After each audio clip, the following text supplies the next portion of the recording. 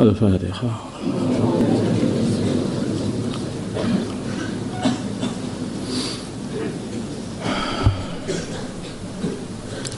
Bahasul Masail Senin 13 Sya'ban 1441 Hijriah 6 Maret 2020 Masehi. 1.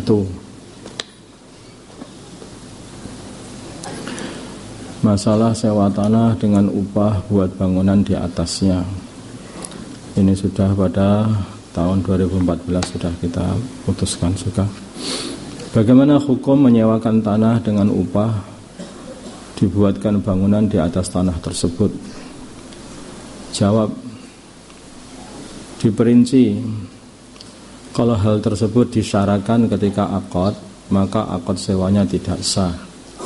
Misalnya begini, tanah saya ini saya sewakan kepada kamu dengan harga 50 juta. Saya sewakan kepada kamu selama 10 tahun, ya, dengan harga 50 juta. Nah ya. Tetapi dengan syarat itu, bangunkan aku bangunan di atas tanah itu sekalian dengan yaitu uang 50 juta itu. Kata-kata seperti ini sewanya menjadi enggak sah. Karena itu persewaan dengan syarat itu enggak sah. Kalau tidak disyaratkan, maka diperinci. Kalau ditentukan bentuk dan ukurannya bangunan, maka boleh. Artinya kalau ditentukan bentuknya, bangunnya segini, sekian, maka bisa ditaksir apanya itu harganya, sehingga seperti upahnya itu jelas gitu. Misalnya saya sewakan tanah ini kepada kamu selama 10 tahun dengan upah berupa bangunan di atasnya seluas 5 kali 6 meter dengan bentuk seperti ini. Nanti lantainya berupa begini, gentengnya begini, ini begini, terus diperinci semua. Terus ketika ditata, diperinci itu sudah bisa dikalkulasi dengan sekian harganya. Yang seperti itu boleh. Yang seperti itu dengan boleh. Jadi kalau yang awal tadi itu disewa dengan uang berupa 50 juta rupiah selama 10 tahun, ya dah. Tetapi disyaratkan nyuruh orang yang menyewa itu buatkan rumah. Paham? Lah namanya orang buatkan rumah itu kan ya dia harus bekerja juga atau untuk membuatkan rumah. Nah, itu tidak boleh. Terus yang kedua, ini boleh. Ini yaitu upahnya ini berupa bangunan itu langsung. Upahnya berupa bangunan itu langsung, yaitu dengan sifat-sifat yang jelas. Kalau upahnya dengan bangunan juga, tetapi kalau sifatnya enggak jelas, nah, kalau bentuk bangunan tidak dijelaskan secara terperinci, maka tidak boleh. Misalnya saya sewakan tanah ini kepada kamu dengan upah berumah, kamu buatkan bangunan di atasnya, begitu saja. Nah itu nanti itu tidak boleh. Saya ulang lagi, ya. Kalau ada orang masalah akad sewa diupahi dengan buat bangunan di atasnya. Ini ada beberapa contoh yang boleh, contoh yang tidak boleh. Saya buat contoh yang tidak boleh dulu. Contoh yang boleh dulu. Yang boleh misalnya begini. Saya sewakan tanah ini kepada kamu selama 10 tahun dengan upah berupa bangunan di atasnya seluas 5 kali 6 meter dengan bentuk begini, disifati dengan jelas detail, itu boleh. Yang tidak boleh, saya sewakan kamu berupa tanah ini dengan upah kamu bangunkan bangunan di atas tanah itu gitu saja. Bisa jadi nanti si orang yang membangun itu, ini kan nggak ditentukan bangunnya seperti apa, bentuknya seperti apa. Maka saja orang yang bangun nanti dibuatkan gubuk yang atapnya terbuat dari rumput. Nah, ini bangunan itu kan sudah bangunan. Atau dibuatkan istana yang besar sehingga dia itu juga tidak bisa juga. Makanya ini tidak boleh. Kalau tidak disifati nanti nggak boleh karena belum ditentukan.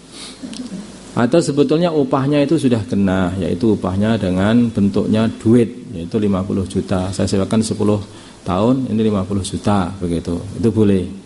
Tetapi dikasih syarat, tapi syaratnya, ini tak sewakan sama kamu ada syaratnya. Syaratnya apa?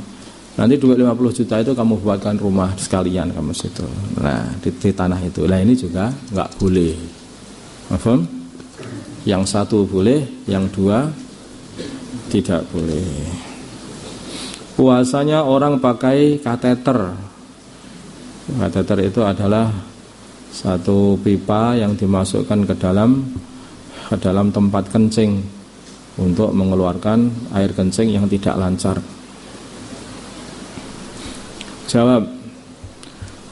Nah, pertanyaan, bagaimana hukum puasa orang yang dimasuki kateter, yaitu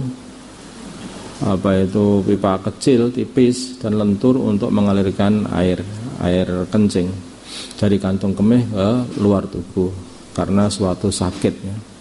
Jawabnya adalah hukum asli memasukkan benda ke rongga tubuh semisal mulut, telinga, kemaluan dan sebagainya adalah membatalkan puasa. Tetapi masalah kateter ini karena sifatnya darurat maka tidak membatalkan puasa, enggak masalah.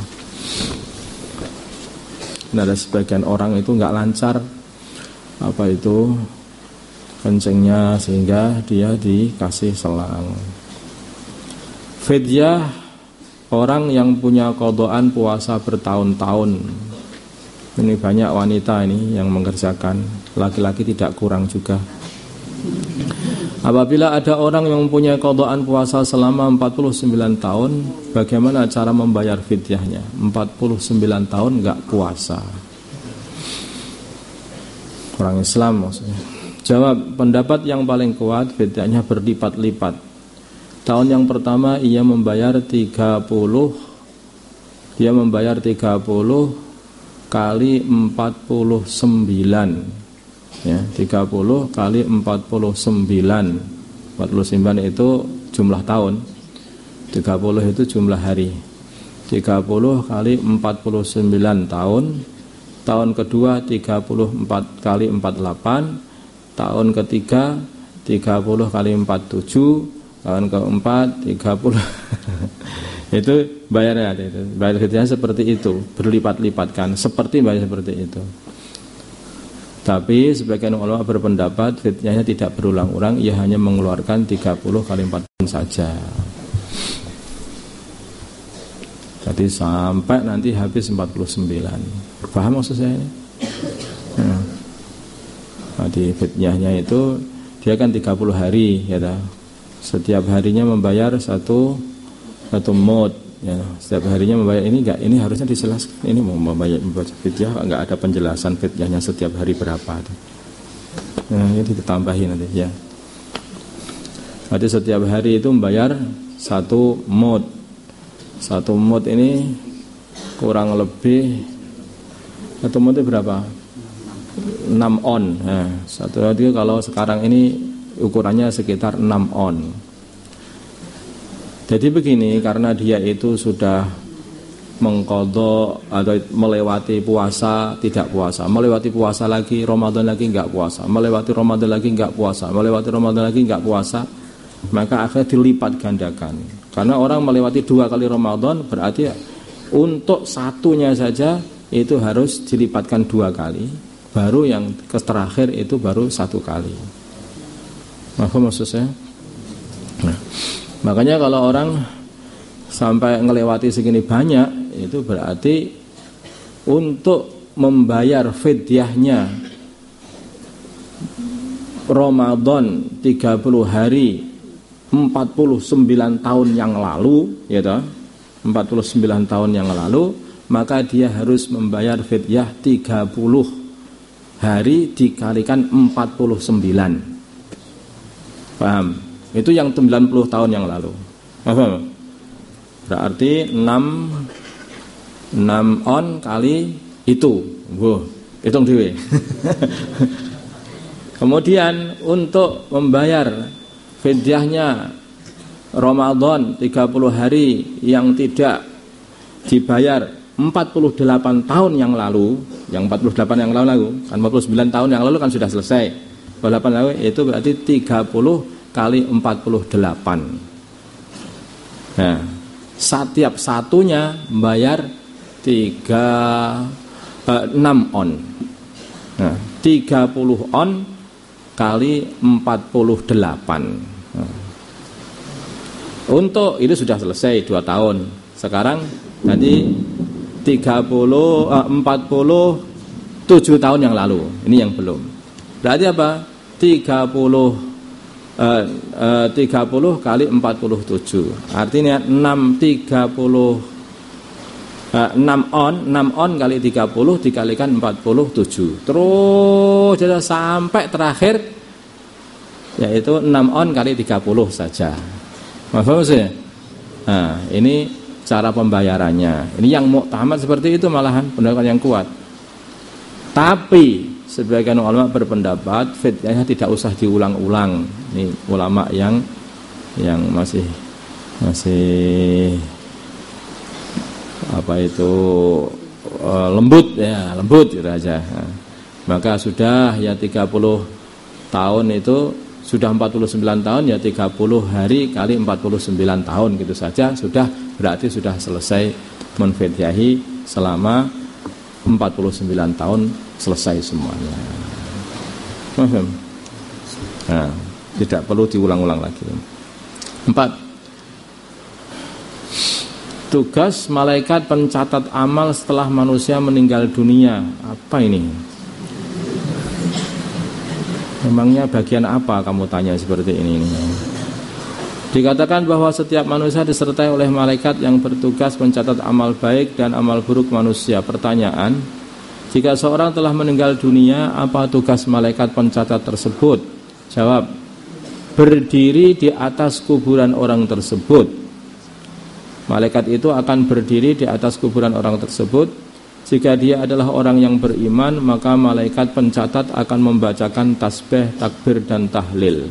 Subhanallah, alhamdulillah, subhanallah, Allahu akbar, la ilaha illallah. Serta menulis amal baiknya sampai hari kiamat untuk orang yang mati itu. Tapi jika ia adalah orang kafir, maka malaikat pencatat akan melaknatnya sampai hari kiamat.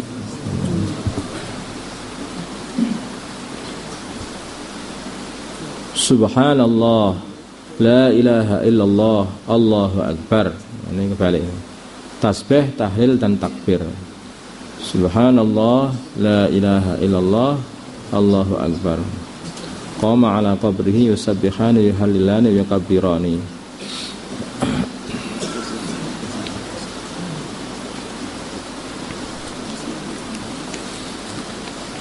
Jadi intinya itu orang iman itu untung terus ya.